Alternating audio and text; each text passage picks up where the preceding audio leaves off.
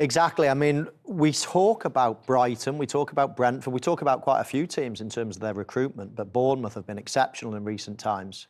Another one. He wasn't cheap, so... No, but he was 25 million less than Dominic Solanke. But he still wasn't cheap, and probably an easier one to find than others. You know, the likes of Kirkes, Semenyo, players like that have been for cheap money in relative terms. So would you have taken double figures at the start of the season from a new recruit like that for his first season in the Premier League? I think you would, yeah, absolutely. But it is par. I mean, 10 goals for somebody that's cost 40-odd million or whatever it was is probably part. Are you expecting that? Especially in a team that are in 8th in the league. So, yeah, he's been a decent signing and one that you would think that can improve, you know, having had his first season in the Premier League. But, no, Bournemouth have recruited really, really well. And as I mentioned before the game, I think the big thing for Bournemouth now is, can they keep these players? There's so many players, I'd say 4 or maybe even 5 in the team, and maybe even their manager as well, that the big clubs are going to be looking at thinking, right, we can improve our squad by buying 1 or 2 of there. I think Evan Nielsen, he looks quite sharp. Like we saw again, his movement today for the header, what he missed was really good. I've seen him before. He's got good movement. He's got good energy in respects of running channels and working hard.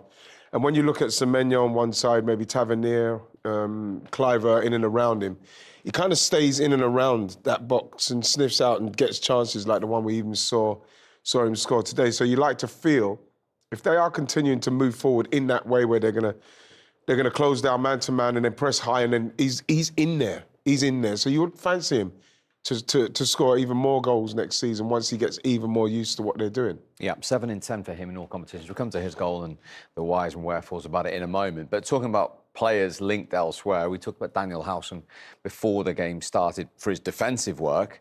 He didn't have too much to do for the equaliser here, did he? No, it was quite a strange goal. You don't see this anymore. I mean, I played for a team in Stoke that scored 1 or 2 of these, but it's not really a tactic that you would use in the Premier League too much. Semenyo obviously comes on and he takes the long throw in.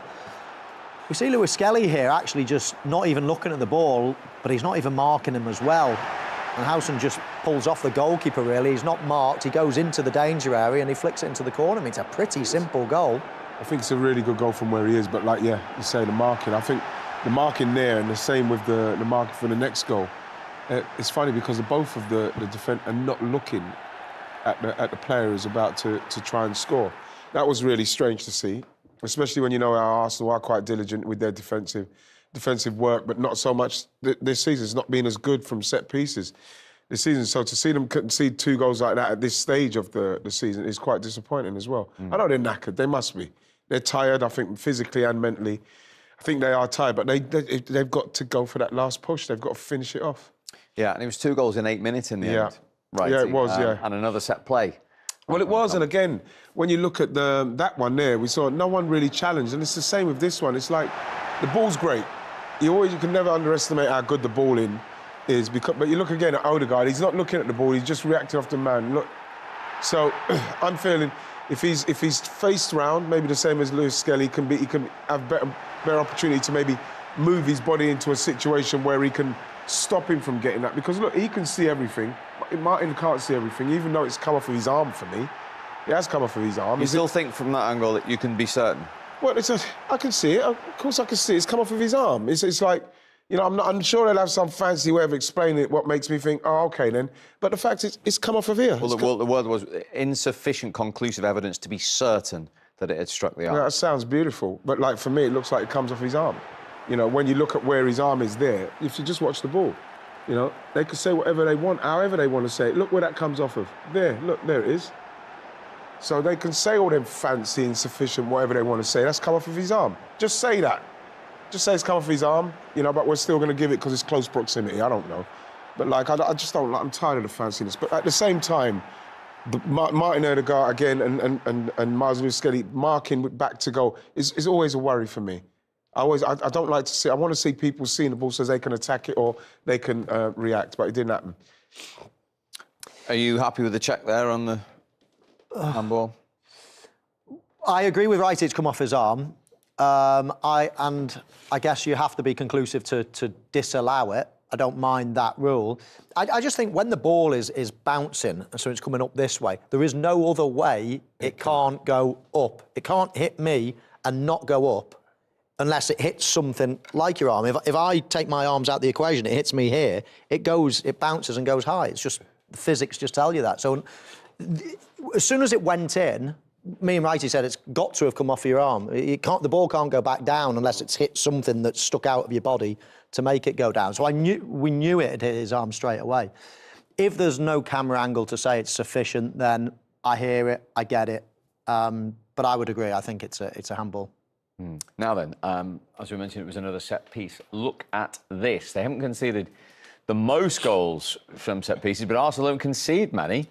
Just 31 all season, but 12 of them now from set plays. So that is the highest percentage in the Premier League. Almost 39% of the goals they've conceded in the league have come from set plays. Now, quite rightly, we've produced the figures at the other end of the pitch for Arsenal this season and praised them to the hilt about the different types of corners, etc. Is that in any way a concern going forward? I'd say it's a concern. You know what, Steve? Of course it's a concern. The percentages are there for everyone to see. We've got the most, but the biggest concern is how static we were in the box. I don't know if it's because we haven't got Gabby Margalles in there to organise it and be a bit more aggressive, but the way we were in those particular instances, no one seemed to be doing anything. And it seemed very easy. No one was off the ground. No one was like urgent or trying to stop it. And that is why probably the 38%, you can look at it there and you think, okay, yeah, I can believe that. But at the same time, when you see it with your eyes, that's poor defending. And we could put it down to tiredness, fatigue, I don't know. But that's poor defending. And it seems to be catching on because we've got 30%, 38% there. And it's quite ironic, isn't it? Because we've been lauding Arsenal. Yeah. We've been talking about how good their set-piece coach must be, and obviously is in one box, but he's the worst, or they've got the worst record percentage-wise in the other box. So I'd suggest he needs to start practicing a little bit more at the other end, because fine scoring all those goals, but if you're going to concede the most as well, or highest percentage, then that's a problem. And that might be of note pre-match in the Bournemouth camp, with their manager trying to highlight that. He did. They won. It's a league double over the Gunners for Andoni Iraola. Andoni, big, hard-fought 3 points here at the Emirates. So what was key in getting the result today? For me, I think I liked the game overall, even the first half. I think we've had our chances. Van Nilsson had a couple. We didn't score, but I think we were playing well. And probably the key was the set plays in the second half. The throw-in, the corner. I think at the end, in this kind of close games, to make the difference with the set plays, I think it was the key to take the 3 points. How important was it when you weren't getting those chances, and when you weren't getting the goals with the chances, to stay composed and keep pushing and go look for alternatives? Yes, I think we've been at half-time talking about it was a good first half. I think obviously they are going to have some chances. We are playing Arsenal away, but we were playing well. We were having a lot of the ball. We were taking good positions, arriving not a lot of chances, but we had decent chances, especially the two from Eva. And it was a matter of doing the same things, trying to push a little bit more. And I think the subs also today helped us. Antoine coming from the bench, I think it was a good spark, in that moment when both teams were tired, and I'm really happy, yes. How much practice do you put in those long throw-ins? Because it's not usual to see goals like this anymore. Yes, we hadn't scored any this season, just the first one. I remember we conceded 2 or 3 because it's Brentford and Ipswich. And we have a couple of players, Antoine, James Hill, who can put dangerous balls. Really, today was longer than I expected from Antoine, and a nice moment to score this kind of goals, yes. And then Yes, he enjoyed those 2 goals in 8 minutes. A reminder, they are up to 8th, which could be enough for European football next season. As it stands, they would be also finishing in their highest ever league position. They managed 9th once under Eddie Howe. As I mentioned, they've already won more games ever in their history in the top flight. They've already got more points than they've ever done in the history in the top flight. I mean, the giant strides that this guy is leading Bournemouth to. I think we might be seeing a little bit of change in the Premier League. Bournemouth aren't the first team to be surprising us like this. From humble beginnings, I mean, they were bottom of the Division 2 only, 10 years ago or so. It's the most incredible rise, and there's no slowing them down. They've probably got the smallest stadium in the Premier League. I guess revenue is probably smaller than anybody else's as well, or right down. However, they keep unearthing gems. They've got a great playing squad, a great manager. They're just a very, very good team. And I think we're seeing so many of these. You look at the league table now, it's no longer a surprise to see Fulham up there in the top half, or Brighton. Brighton have done it for a long time. And Bournemouth, Fulham and Forest came up together. Exactly. Bournemouth now as well. I mean, we're getting Manchester United and Tottenham in the bottom half. I just think that these teams are very wealthy as well, and they can buy the good players as well. Mikel, do you leave the match with the feeling that you could have killed the game with the amount of chances you created before they grew into the match? Yeah, for sure. But the reality is that we didn't. We had so many open situations. We opened up big spaces, big opportunities to score. We didn't. And then when you defend the box the way we did and concede 2 goals from set pieces at this level is very difficult to earn the 3 points. Yeah. Before the goals, I was just speaking to Martin, and he mentioned that he felt it was a bit chaotic in the second half and that they couldn't manage the game properly. Why do you feel that happened, especially after their goals? Because you don't finish the actions and you give so many simple balls away, and against a team that they have a lot of energy, they run, and in transition they are really good. That's a really dangerous thing to do. And when we had them, we didn't kill them, and then we give them hope. They score from 2 set pieces and then became very chaotic. Yes, chaotic. You can hear his frustration. So just to round off, we said before the game, it'd be ideal to get a little bit of winning momentum going to Paris. It's flipped the other way here now. Yeah, it's a bit, but again, I think when you come down to this stage of the season, Steve, when you're in it, they've had a tough season up to this point, and he's not used the excuse of the injuries and all that and everything else what's gone on in that respect. I think that the team are now at their last. They're at their last. They're on the reserves, and it's the like I say, it's the biggest game in his career coming up. I thought that today showed that it looked a little lethargic. We couldn't quite press it home and put them under enough pressure where you break Bournemouth, and they kept coming because that's what they do. And in the end, I think the saddest thing and the most disappointing thing is how easy the goals were, what were conceded. That will be very disappointing for him and for the team. But hopefully they can find something. They can find the energy. In a word, yes or no, can they do it in Paris? Yeah, absolutely they can. OK. Yes. You agree? Well, you're nodding. Yes. I'll take They it. can. Yeah, OK. So defeat in the Premier League as they... 2 set pieces costly for Arsenal in that second half, and it's a huge victory for Bournemouth. They'd never won away to an Arsenal side before in any competition. And let's speak now to the first goal scorer, Dean Howson, who joins us live from the Emirates. Congratulations to you, Dean, on your goal, the performance, and a really impressive victory as well. How much belief was there in the squad going to Arsenal tonight that you could go and win? Yeah, I mean, first of all, we knew that we'd never gotten a point here, and that I think motivated us more. And yeah, we're a team that we always give our all. And yeah, it's really important 3 points for us. Tell us about the game plan. It felt like in the second half you really upped the tempo. Was that something that you spoke about in the dressing room? Yeah, I mean, in the first half, I think with phases we were good. With phases, they were also probably better than us. And in the second half, yeah, we put more rhythm into the match, and it worked. Dean, Jamie Redknapp, congratulations. I want to talk to you about your goal. I mean, we were amazed by this long throw that Anton Semenyo has. Did it surprise you? You found yourself in a really good position here, like that second phase for the head. Just talk us through it. Yeah, I mean, honestly, I didn't expect he could throw that long. We've tried it. We've tried it in a few other games, and it was a bit of trial and error, and. Yeah, it worked. It worked today. So I'm always joking about with Ants, and it works. So I can't make any more jokes. So hold on a second. You didn't actually know that he could throw it that far? Yeah, I mean, he's a strong guy. But I always say, for being that strong, you can't throw it that far. But I guess he proved me wrong. It was a pretty good... Just talk us about your journey. I'm a big fan of yours. I've watched you, obviously, since you came to Bournemouth. You were born in the Netherlands. You play for Spain. You went to Italy to play for Juventus, and you find yourself at Little Bournemouth, would I say? Because I played there as a young man. That's an incredible journey. But how happy you are that you made this decision to go to play for Bournemouth? Yeah, you know, when in the summer I had to make a decision.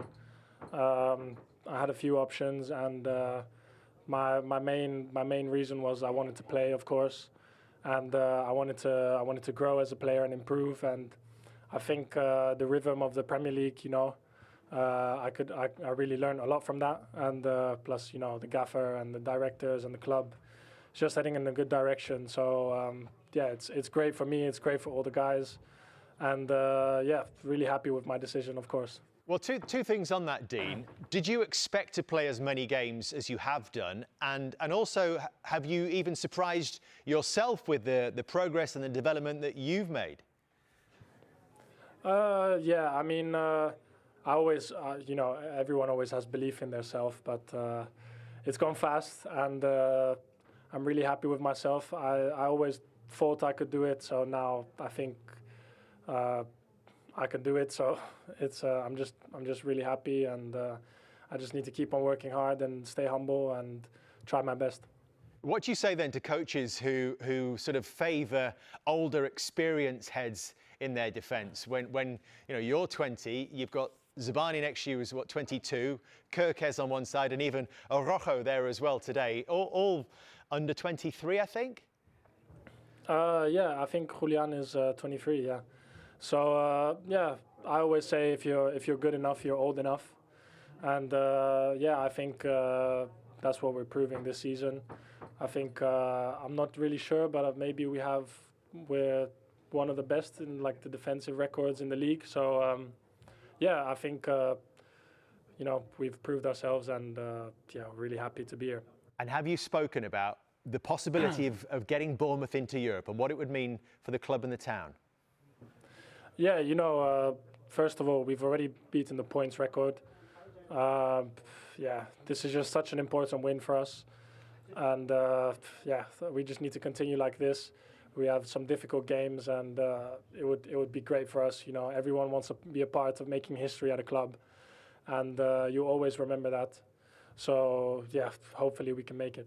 And Dean, who knows what will happen in the summer, but how do you deal with all the speculation that surrounds your own future? You've been linked with so many clubs. Yeah, you know, I think I'm pretty relaxed. You know, just a chill guy, as my celebration is. Yeah, and yeah, I don't really think about it too much. I just go to training every morning. You know, we have a great group, great staff, great everything at the club, and I just enjoy my football and I enjoy myself. And at the moment, I'm just having fun playing football, and yeah, it's going well. So I'm really happy. You can see it, and the Bournemouth fans are loving every second of it as well. Dean, we just got one more duty to give you the Player of the Match award as well. The trophy is just going in. There we go. Congratulations. What a night. Thank you very much. Yeah, definitely to remember. Well done, Dean. Well done, Dean. Thank you for speaking to us. Thank you. Chill guy indeed, eh? Well, I don't know anything about it. My son has told me it's the young players, everybody looks up to this young man. 20 years of age, he is so cool, so composed, so chilled, as he says. I mean, he just makes the game look so easy and effortless. For a 20-year-old to be playing at this level and doing what he is, that's why he's coveted by pretty much everybody in Europe. Guy, do you think that's an important characteristic actually to have, to be, as he seems so relaxed and self-confident? I think you need to be. I think his time at Juve would have helped him. Being in touch with a few players that went there at a young age, there are some key factors and key attributes that you need to have, and you need to be able to learn how to defend in Italy, you know, and in England, maybe we get in there, but in Italy, they're proven for this. So I think this time, you know, his time at Juve would have helped him. And you can tell he's a proper defender. You know, his body language, the scanning, you know, every touch he takes. But loves to play when he gets the chance as well. Yes, because this is what the game in 2025 wants. You know, if you're a great defender, but you don't bring something forward, you know, offensively, then you will just be a normal player. If you're too good going forward, but you can't defend, or your body position is wrong, then you will be a normal player. So nowadays, you need to be as good as, you know, bringing the ball up and as well as defending your box, and I think he's one of the very good ones. Absolutely. I think if you're creating a footballer, the modern-day centre-back. You've got a bit of the influence from the Netherlands. You've got a little bit of influence from Spain, where they come out with the ball and all the great defenders they've had. And then you've got that Italian sort of mark on it as well. So if your journey and the little mixture that he's got is pretty perfect. And now he's found himself in the Premier League. Throwing the coaching of Andoni Iraola as Absolutely. You know, so the elements are good. Everything is right for him. You have to get all the right ingredients to just be a top player. And it's not, you know, he's a great, you know, certainly from set pieces for. The amount of times I just see him cruising into midfield with the ball, he plays it out wide, but he also defends well. He does that. That side of the game is so important to him. He's a complete player, this young man. That's the importance of your choice. You know, you could go to any club, but he decided to come to a club with perhaps a little bit less pressure, where we will force you as a coaching staff to ask you and to do things that you were not maybe capable of doing at the highest level. Absolutely. And I think, you know, you have certain clubs that are made for young players, and I think he find the perfect place for himself. It's an interesting one in the summer for him, because everyone wants him. He's going to get a lot of offers. Is he better off having another year at Bournemouth and keep developing, or does he make that step? Real Madrid, everybody's talking about in Barcelona.